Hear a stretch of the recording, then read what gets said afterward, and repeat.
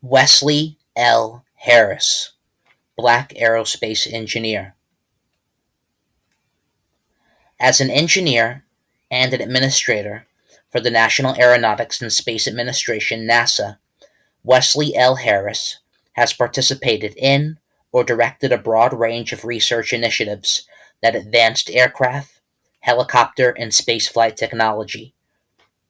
As an educator, he has increased opportunities for minority students and strengthened engineering education programs at three major universities. Born in Richmond, Virginia, on October 29, 1941, Wesley Leroy Harris was one of three children of tobacco factory workers, William and Rosa Minor Harris. Rosa Harris encouraged her children to educate themselves and learn all they could. For young Wes, that meant pursuing his fascination with airplanes. He not only read about them, but built models of all types. When his elementary school held a writing contest on students' career ambitions, fourth grader Harris won with his essay on his dream of becoming a test pilot. Harris attended Armstrong High School in Richmond, where he found math and physics the most rewarding subjects. He also played football for a demanding coach, an experience he credited with teaching him that hard work and never giving up were the keys to success in any endeavor. Harris's imagination was sparked when the Soviet Union orbited Sputnik 1, the first artificial satellite, in 1957, and his interest in aviation and space guided his life even more strongly from then on. In 1960, Harris graduated from high school and went on to attend the University of Virginia. At the time, only certain programs were open to black students, and Harris was not allowed to pursue his original idea of majoring in physics. He enrolled instead in aerospace engineering. He also married in that year. Despite the strain of having a family and being one of the only a handful of African Americans at the school, Harris's determination made him a success. As a senior, he won an award from the American Institute of Aeronautics and Astronautics for his research on the turbulent flow of air over wing surfaces. Another honor was being chosen to introduce Dr. Martin Luther King Jr. when the civil rights leader made a speech at the campus. In 1964, he received his bachelor's degree with honors. On the advice of his professors, Harris moved on to Princeton University with the goal of earning a doctorate in engineering and became a professor himself. He earned a master's in aerospace engineering in 1966 and a PhD in 1968 before returning to the University of Virginia as the school's first black engineering professor. He also became the first African American faculty member to receive tenure there. In addition to teaching, Harris performed research on aerodynamic noise analysis, hypersonic airflow, and short takeoff and landing airplane technology. Harris eventually moved on to teach at two other universities. First came a year of teaching physics at Southern University in Louisiana. Then he moved to the Massachusetts Institute of Technology, MIT, where he stayed from 1972 to 1979. There, he taught aeronautics, astronautics, and ocean engineering.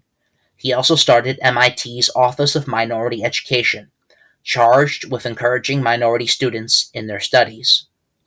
Harris's efforts won him MIT's 1979 Erwin Sizer Award, given for the most significant improvement to education at the school. In 1979, Harris took his first position with the National Aeronautics and Space Administration. At NASA's Washington headquarters, he served as manager of computational methods in the Office of Aeronautics and Space Technology. He also served as a program manager in the Fluid and Thermal Physics Office. There he performed groundbreaking research and using computers to model airflow, a field known as computational fluid dynamics. He returned to MIT in 1980 and taught until 1985, when he accepted the position of Dean of the School of Engineering at the University of Connecticut. Harris's achievements in 5 years at Connecticut were many. He established an institute for environmental research and began partnerships between the school and area aerospace companies, such as United Technologies and Pratt and Whitney. He greatly boosted the recruiting and enrollment of minority students. Harris, whose earlier marriage had ended in divorce, married again in 1985. He had a total of 7 children. Among the area Among the areas Harris investigated during his academic career were shockwave patterns in gas mixtures, new techniques for analyzing aerodynamic noise, and hypersonic airflow. His studies of the broadband noises created by helicopter rotors was of special interest in the U.S. Defense Department. Defense engineers used his discoveries to design quieter military helicopters, and Harris considered these studies and the several papers he produced on the subject to be his most significant achievement as an engineer.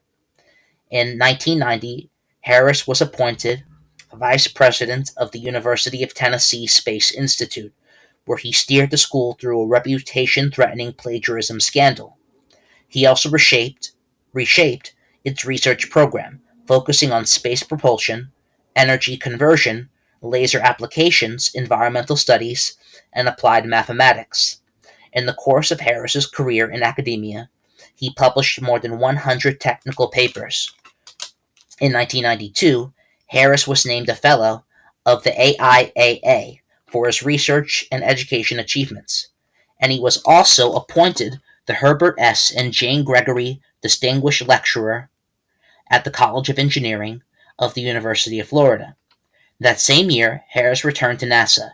He was drawn by new NASA Administrator Daniel Goldin's call for NASA to put a new emphasis on aeronautics and lead a new age of American aviation progress.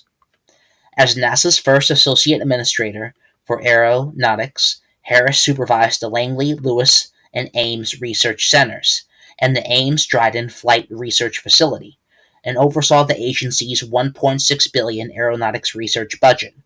Programs under his direction included efforts to design an advanced supersonic transport, the Runway-to-Orbit National Aerospace Plane, and work on new supercomputers to improve modeling of aerodynamic forces and design better aircraft. Engineers employed under Harris also pursued work on improving the structure, engines, and instrumentation of airliners, testing new sensors to detect dangerous wind shear, and modernizing air traffic control. While at NASA, Harris also served on the U.S. Army Science Board. This continued his long tradition of participating in advisory groups, including the National Research Council's Commission on Engineering and Technical Systems, the Board on Engineering Education, the Air Force Studies Board, the Committee on Aeronautical Technologies, and the National Science Foundation's Engineering Advisory Committee. In the August 11, 1994 issue of Black Issues in Higher Education, Harris urges women and minorities to engage in scientific and technical endeavors so that the scientific community will be more of a reflection of the cultural diversity of the country. Citations are in the description.